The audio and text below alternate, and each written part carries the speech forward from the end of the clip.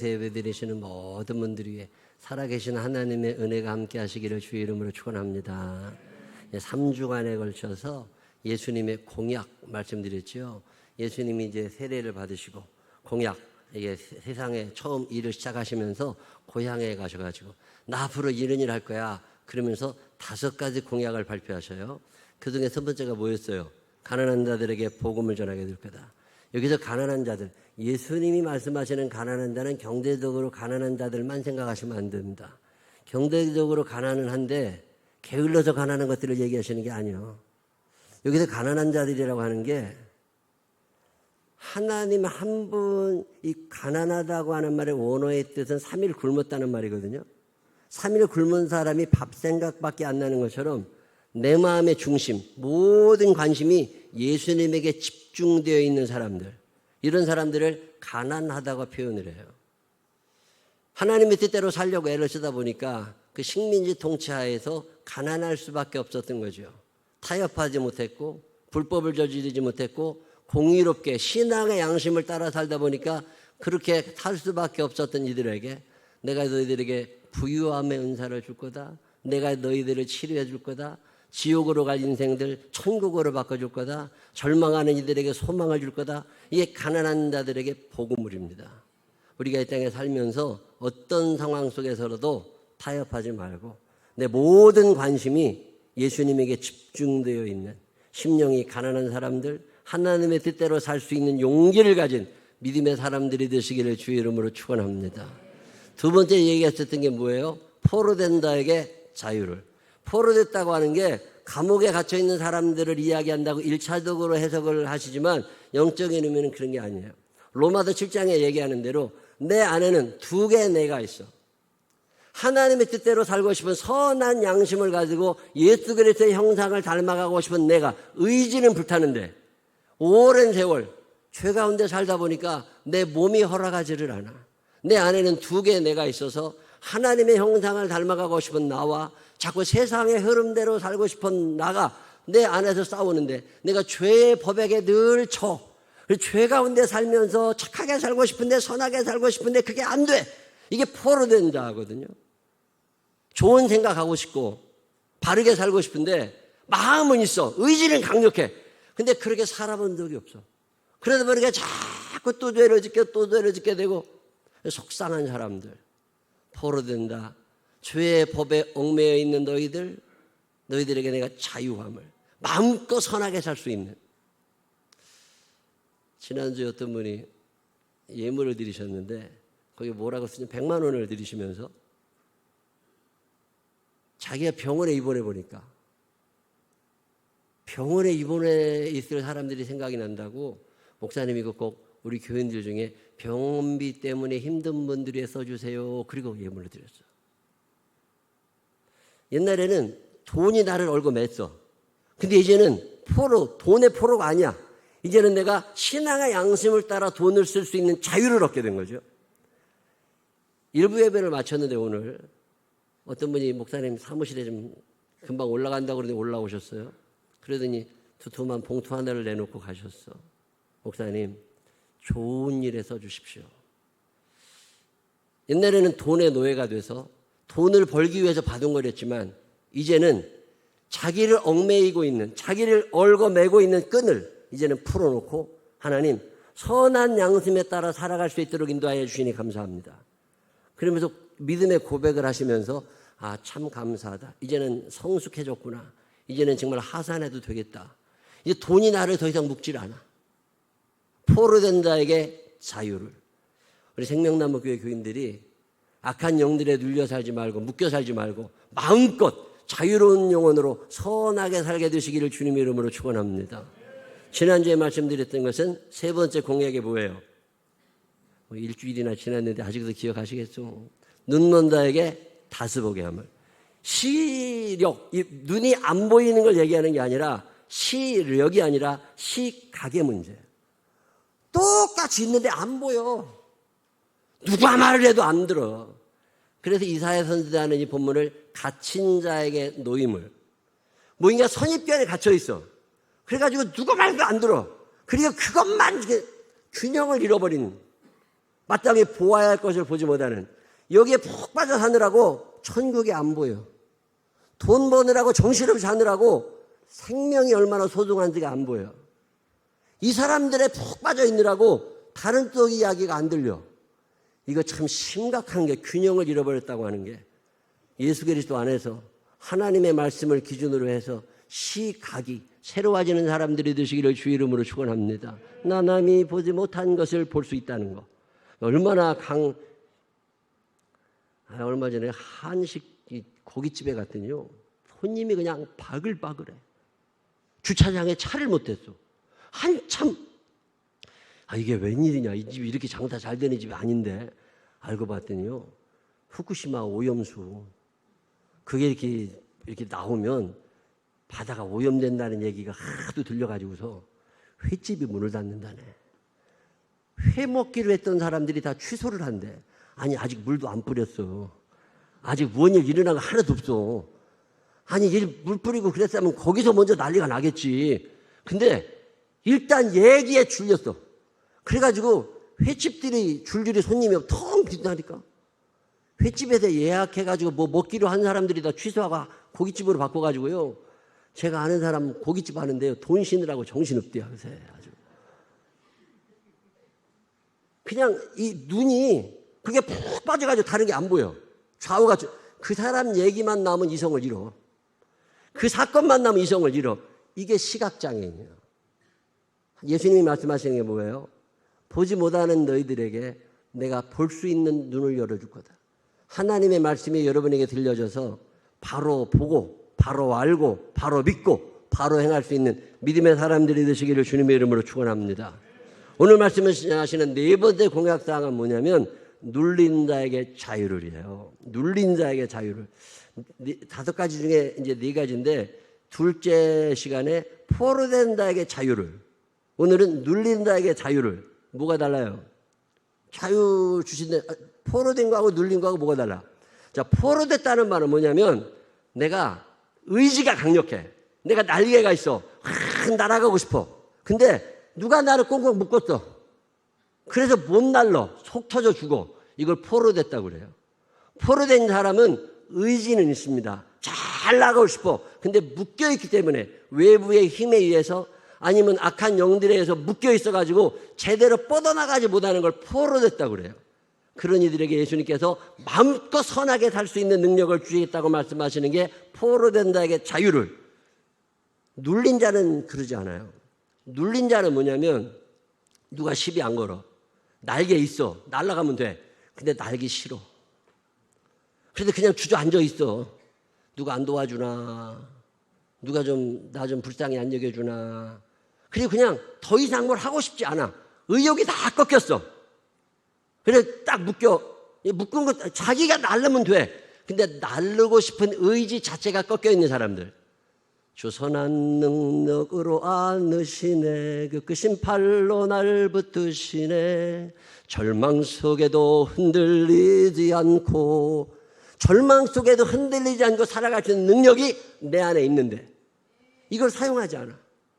그냥 그러고 살아. 이런 사람들을 성경은 눌린 자라고 그래요. 외부적 요인이 아니라 내부적 요인 때문에 뻗어나가지를 못해. 예수님이 이 땅에 오셔서 하시고 싶어 하시는 일이 뭐냐면, 그런 못난 것들에게 소망을 주시고 생명을 주심을 믿으시기를 바랍니다. 내 능력으로 잘 안 돼요. 그러면 도와달라고 하면 되잖아요. 나는 원래 가난해. 나는 어릴 때부터 공부를 못했어. 우리 집은 원래 가난했어. 나는 촌놈이요. 밤내려 기죽어 살아. 뭘 좀 하려고 그러면 안 된대. 뭘 좀 해보려고 그러면 틀렸대. 그런 것들 옆 주변에 있거들랑 꼴도 쳐다보지 마라. 달모가 그런 것들. 우리 생명나무 교회 이런 못난이들, 눌려 사는 사람들이 한 사람도 없게 되시기를 주님의 이름으로 축원합니다. 이 마귀라는 놈이 우리를 누르는 방법이 여러 가지 있어요. 그 중에 하나가 뭐냐면 생각을 파괴합니다. 악한 영들은 영 속에 들어와 영을 파괴하고, 혼 속에 들어와 혼을 파괴하고, 육 속에 들어와 육을 파괴하면서 우리를 힘들게 살게 하다가 지옥으로 데려가거든요.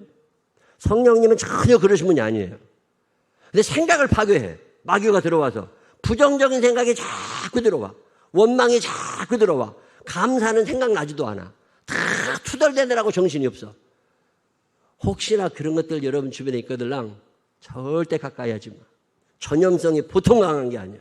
생각이 파괴돼 있어요. 이런 사람들에게 나타나는 증거가 게으름이야, 게을러. 그냥 누우면 안 일어나. 기운을 차릴 생각을 안 해요. 혹시나 그런 분들 계시거들랑 침대에다가 못을 거꾸로 박아놔. 그래가지고 그냥 누우면 벌떡 일어나게 만들어놔. 아니 왜 그러고 살아? 옆 사람 눈을 똑바로 쳐다보면서 목사님이 네 얘기 하신다. 시작. 아니 안 된대야. 무조건 안 된대야. 피곤하대. 힘들대. 우리 원래 가난했대. 그리고 우리 아버지도 공부 못했고 나도 공부 못했고 그래도 우리는 이럴 수밖에 없고 맨날 타령만 하고 앉아있어요. 속 터져 죽는다니까. 통장에 돈이 모일 시간이 없습니다. 통장에 돈이 모이는 게 또 싫어. 또 모여주면 또 써야 되잖아. 바빠져. 그럼 귀찮아. 그냥 돈 벌 생각도 별로 안 해.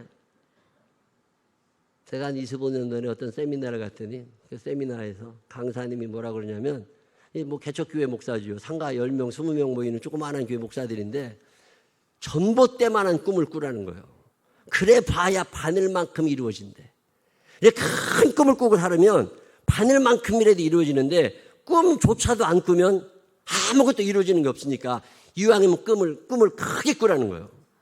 그러면서 그 유명한 후라이팬의 비유를 얘기하시더라고. 낚시꾼이 고기를 잡다가 30cm 이하는 먹고 가져오고 30cm 이상은 놓아주고 왜 가서 그러냐 그랬더니 후라이팬 사이즈가 30이야. 그래가지고서 후라이팬보다 큰 고기는 잘라야 되니까 귀찮으니까 놔준다는 거예요. 아니 한 10마리 큰 놈 잡아도 나눠 먹으면 좋잖아. 지 후라이팬이 작다고 적은 고기만 잡아갖고 와. 이런 멍청한 놈들이 세상에 어디 있어. 그게 내 모습인 거예요. 꿈을 꾸고 살아가야 되는데 현실에 맞춰서 나를 맞춰가다 보니까 꿈이 안 꾸어져. 제가 어느 날 하나님께서 주시는 음성 하나를 듣습니다. 네 현실에 맞추어서 꿈을 꾸지 말고 꿈을 꾸고 그 꿈을 이룰 만한 너를 만들어 가라는 거예요. 나를 만들어 가야 되는데 나를 만들 생각은 안 하고 그냥 현실에 우리 집은 엄마도 가난해, 아버지도 가난해, 엄마도 대학 안 나왔어, 아버지도 대학 안 나왔어, 나도 공부 못했어. 그러니까 밤낮 언제까지 그러고 살아? 이게요, 마귀가 와서 생각을 파괴해버리는 거예요. 생각을 파괴해버리면 되는 일이 없어요. 여러분, 꿈을 꾸지 않으면 일어나고 싶지 않아요. 꿈을 꾸면 자꾸 뭔가 하고 싶어져. 그러다 보면 사람이 사는 거잖아요. 근데 현실만 쳐다보고 있는 것들은 이게 이게 눌려있다가 변해. 이게 꽉 눌려가지고서. 목회를 하면서 돈이 없으니까 월세를 못 내니까 월세를 얻으러 다녔어요. 이모님한테 3만 원, 외삼촌한테 5만 원, 아는 목사님한테 5만 원 이래서 모아가지고서 한 100여만 원 월세를 그때는 이게 당연한 거야. 내 의식구조 속에. 교인이 없는 걸 어떻게 해. 교인이 5명, 6명밖에 없는데 어떻게 내가 그걸 다 감당해 못하지. 그러니까 저분들은 그래도 조금 나보다 나으니까 당연히 날 도와줘야지. 그러면 하나님이 너네들 축복하실 거다. 이런 그지근성을 갖고 살아가는 거야. 어느 날 성령께서 너 그 생각 때려치고 일어나 내 발로 서. 더 이상 움츠려 있지 말고 더 이상 구부러져 있지 말고 일어나 내 발로 서라. 스스로 설 수 있는데 왜 안 서냐는 거예요. 내 안에 하나님이 충분한 능력을 주셨는데 왜 마귀가 누른다고 눌려가지고서 일어나지 못하고 있느냐는 거예요. 그러던 어느 날 내 친구 결혼식에 갔거든요. 친구 결혼식에 갔는데 내 전도사가 결혼을 하는데 친구들 선배들이 와서 특송을 축가를 했는데 무슨 찬송을 하는 게 아니라 유행가를 하는 거예요. 새파랗게 젊다는 게 한미천인데 째째하게 굴지 말고 가슴을 쫙 펴라. 내일은 해가 뜬다. 내일은 해가 뜬다. 야, 그 노래를 듣는데 은혜가 되는 거예요. 새파랗게 젊다는 게 한미천인데 아직은 젊잖아. 해볼만 하잖아. 뭐든지 할 수 있지. 내가 왜 이러고 살았지? 그래서 기도 다시 시작하고 성경 다시 보고 하나님께 매달려보고 금식도 해보고 어제 우리 박진우 전도사가 왔어요. 박진우 전도사 2년 반 정도 은평 생명나무 교회 거기서 이제 목회하다가 이제 교회를 옮기고 싶어 해요. 장소를 옮기겠대. 장소를 옆으로. 내가 어제 그랬습니다. 나는 네 견적 크게 내지 않는다. 너는 설교도 못하지 기도도 못하지, 사랑도 없지, 너는 실패하기 딱 알맞은 놈이다. 네가 설교하는 교회를 누가 가냐? 2년 반 누가 온 적 있냐? 근데 왔다가 다 간대. 네가 설교하고 있는데 누가 거기 앉아있냐? 앉아있는 사람이 기특한 사람이지. 다 간다. 내가 볼 때 너는 견적 안 나와. 진작 때려쳐야 돼. 근데 2년 반 동안 지나면서 네 스스로를 알았냐? 목사님, 내가 처음부터 너 목회 말리지 않고 가라고 한 이유는 네가 성공할 거라는 기대는 0%. 아, 이것이 자기 견적을 낼 수 있으면 충분하다. 자기 견적을 낼 수 있으면, 아, 내가 이게 모자라구나. 아, 이게 내가 안 되는구나. 이제 한계를 충분히 느꼈으면 이제는 일어나고 싶은 마음이 생겼냐? 그랬더니 이제 그 생각이 든대. 그동안에는 잘하는 줄 알았대. 근데 망해보니까 알겠대. 이게 아니라는 걸. 이제 충분해. 이제는 눌려있지 말고 주께서 주시는 능력, 주가 주신 능력으로 우리 교회가 보증금 2천만 원 중에 1,000만 원 지난번에 줬었고 이번에 1,000만 원 또 대줄 테니까 너 한번 이제는 일어나 봐라. 한계를 느끼고 있다는 건 하나님을 찾을 때가 된 거예요. 그때 하나님 앞에 기도하면 하나님이 능력 주셔서 눌린 자가 자유로워질 수 있다. 그래서 어제 약속을 했어요. 눌려있는 사람들이 한둘이 아니에요. 젊다는 게 있는데, 아, 젊다는 게 얼마나 좋아. 젊음 자체가 재산이잖아. 스데반은 포로로 끌려갑니다. 스데반은 하나님의 사람, 12사도는 아니지만 7집사 중에 한 사람인데 포로가 되어가지고 돌에 맞아 죽어갑니다. 돌에 맞아 죽어가는 그 순간에 눌려있지를 않아요. 자, 사도행전 7장 55절. 스데반이 성령 충만하여 하늘을 우러러 주목하여 하나님의 영광과 아민 예수께서 하나님의 편에 서신 것을 보고 말하되 보라 하늘이 열리고 인자가 하나님의 편에 서신 것을 보노라. 다른 사람들은 다 돌을 던지면서 스데반을 죽이는데 죽어가는 이 사람이 눌려있질 않아요. 그 상황에서도 영원히 자유롭습니다. 그리고 하늘을 바라보고 나를 응원하시기 위하여 일어서 계시는 예수님의 얼굴을 바라보면서 멋있게 떠나갑니다. 그 스데반의 죽음을 보면서 하나님의 존재를 새롭게 느꼈던 사람이 사도 바울이에요. 그가 청년 사울이 예수를 믿게 된 계기가, 이 결정적인 계기가 되었던 사건이 스데반의 죽음이에요. 자유로운 영혼을 만난 거예요. 마귀는 끊임없이 우리를 누리려고 그래.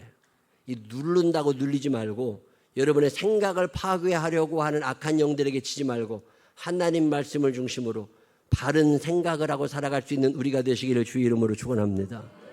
생각을 파괴해 마귀는. 마귀가 우리를 누르는 방법 가운데 하나가 뭐냐면요, 상처를 받게 해요.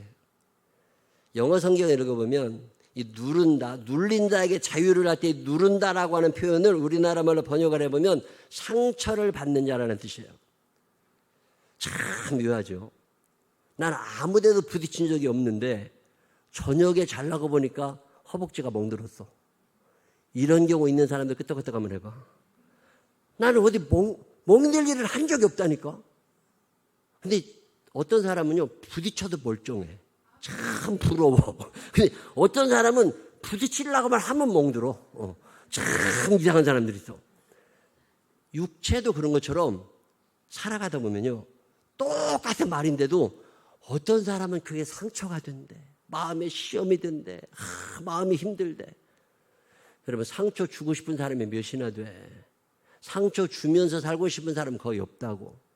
목사님들도 만나보면 그래요. 목사님들도 교인들 때문에 너무 힘들대. 교인들이 이런 말을 해가지고 자기가 너무 힘들대. 나는 그런 말 들어도 아무렇지도 않던데. 여러분, 상처를 주는 사람이 문제예요? 받는 사람이 문제예요? 여러분, 상처를 주고 살아요? 받고 살아요? 이게 말 못하는 것들은 주는 것들이요. 받는 사람들은 받는다고 얘기해요. 나는 별로 상처받을 일이 없거든요.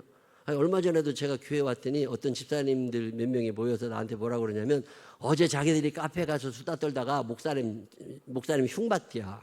내가 뭐라고 그랬겠어요? 뭐라고 칭찬했는데 내가 흉볼 일이 뭐 있겠어? 다 칭찬했겠지. 남들이 나를 흉을 봐도 내가 칭찬으로 알아들으면 아무 문제가 없어. 누가 욕을 해봐. 격려했다고 내가 알아듣지. 이게요, 조금만 얘기만 해도 시험 들어. 특별히 어떤 사람이 있어. 다른 사람은 그 얘기도 너 살 좀 빼. 이런 얘기 누가 해도 시험 안 들는데 남편이 얘기하면 열받쳐. 아니 이게 왜 그런 거냐고. 아니 아직 별것도 아닌 건데 남편이 얘기만 하면 똑같은 얘기도 상처를 받아. 이것도 왜 그런 거래. 자, 상처 준 사람이 문제예요, 받은 사람이 문제예요? 받은 사람이 문제라니까. 옆 사람 눈을 똑바로 쳐다보면 네가 문제예요. 시작.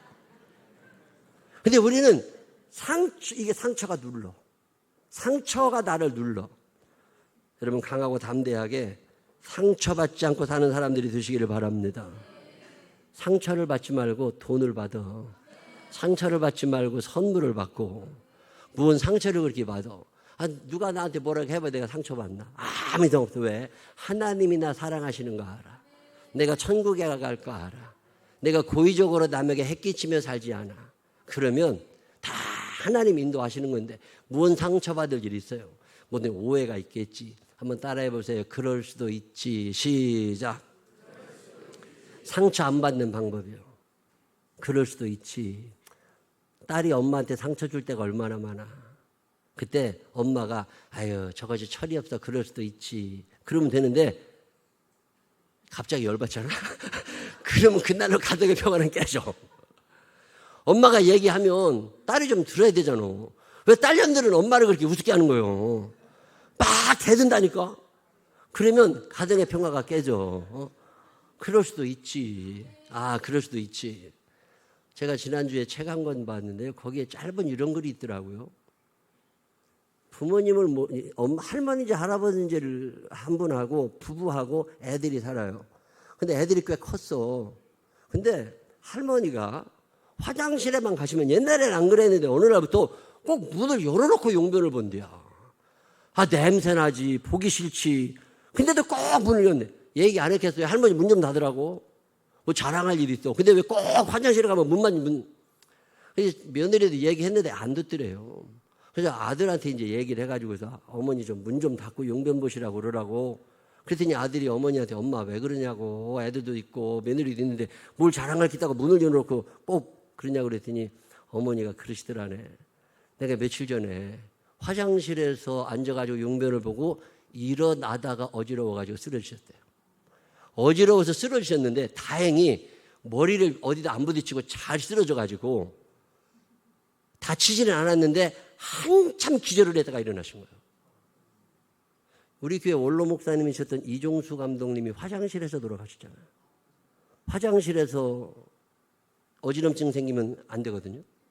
이 할머니가 그걸 경험한 다음에 자기가 혹시 쓰러지면 누구라도 좀 보고 119에 신고해달라고 문을 열어놓기 시작하신 거예요. 근데 창피하니까 손자, 손녀한테 말을 못 하시는 거야. 그냥 아버지가 다 모여. 앞으로 할머니 들어가셔서 화장실 가실 때 문 닫혀 있으면 열어드려. 쓰러지면 우리가 신고해야 돼. 자, 이해가 되세요, 안 되세요? 열어놔야 돼, 닫아야 돼? 열어놔야지. 얘기 듣기 전에는 닫아야 돼, 열어야 돼. 그 할머니 이상한 할머니 아니요. 그럴 수도 있다니까. 상처받을 일이 없어. 이해하며 살게 되시기를 바랍니다. 이해하며 살게 되시기를 바랍니다. 마귀가 우리를 눌러요. 자꾸 사소한 일에 상처를 받게. 마귀가 우리를 누르는 방법 중에 하나가 뭐냐면 스트레스입니다. 스트레스. 그냥 괜히 웃을 수도 있는데 스트레스가 자꾸 나를 눌러. 업무적인 스트레스, 직장 스트레스, 가정에 와도 그렇지, 얼굴만 쳐다봐도 열받지. 그래 스트레스가 자꾸 쌓여. 돈 문제 점점 심각해지지. 그러다 보면 짜증이 나, 화가 나. 예수 믿는 사람이요, 스트레스 받을 일이 별로 없습니다. 너의 행사를 여호와께 맡기라. 그리하면 그가 너의 경영하는 것을 이루리라. 하나님의 해결하심을 믿으시기를 바랍니다. 어차피 능력도 없으면서 자기가 해결할 것도 아니면서 무언 그렇게 열받아 살아. 난 열받는 사람들 보면 잘 이해가 안 돼요. 열받지 말고 뭘 받으라고? 돈 받고 선물을 받아. 괜히 열받고 살지 말고. 사소한 일인데 열받아. 예수 믿는 사람들은요, 담대함이 있습니다. 자신감이. 왜? 하나님이 함께 하시잖아요. 하버드 대학교에서 그 실험한 결과가 있죠. 우리가 가지고 있는 질병의 60%에서 90%는 시민성이랍니다. 마음에서부터 병이 출발하게 된대요. 근데 마음을 잘 먹으면 병이 잘 고쳐지고 살아날 확률이 높은데 심장병 환자들을 가지고 실험을 해봤더니요, 심장병에 걸려서 돌아가신 분과 심장병에 걸렸는데 잘 살아나신 분들 통계를 해봤더니 예수 믿는 사람들이 예수 안 믿는 사람들보다 살아날 확률이 3배가 높더래. 열받는 날 술 먹으러 가지 말고 예배 드리러 와. 살아날 확률이 3배가 높다니까. 열받았다고 누구 쌈질하고 노래하고 어디 싸돌아다니지 말고 예배 드리러 오시라니까. 예배 드리던 사람들이 살아날 확률이 3배가 높대. 그러니까 내가 예배를 잘 드리는 이유를 아시겠어? 내가 어지간하면 열받지 않는다니까. 무슨 일이 있어도 열받을 일이 별로 없어요. 왜? 하나님이 해결하실 문제지. 여러분 사는 날 동안 하나님 말씀 안에서 평강을 누리며 살게 되시기를 주님의 이름으로 축원합니다. 마귀가 나를 눌러요. 상처를 주면서 눌러. 생각을 파괴하면서 부정적인 생각을 주면서 나를 일어나지 못하도록 눌러. 스트레스를 주면서 내가 일어나지 못하도록 나를 눌러. 또 나를 누를 때 어떻게 누르느냐면 근심을 자꾸 늘려. 그냥 걱정거리가 너무 많아. 내가 해결할 수도 없는 일어나지도 않는 일 갖고 왜 벌써 걱정들을 하시나 몰라. 걱정이 왜 그렇게 많아. 애나 어른이나요. 걱정이 너무 많습니다. 대부분의 걱정이 돈 때문에 걱정이에요. 먹고 사는 것 때문에. 2차 대전 일어나고 전쟁 고아들이 많이 생겼을 때 고아들을 모아놓는 고아원이 있었습니다. 이 고아원에서 애들이 잠을 못 자더래요. 저녁이 돼도 잠을 못 자. 엄마 아버지는 이미 안 계시다는 걸 알아. 그런데도 잠을 못 자더래. 아는데도 불안해서.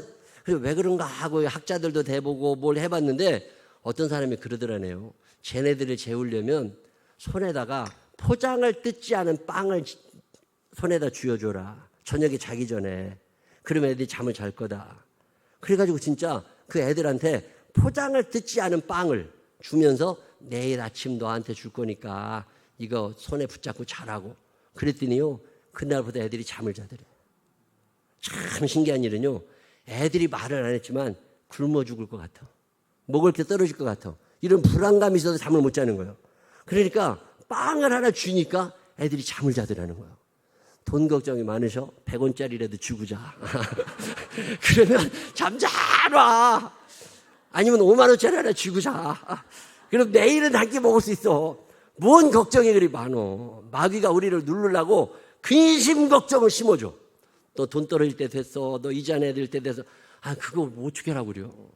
하나님의 여러분을 붙잡아 주심을 믿으시기를 바랍니다.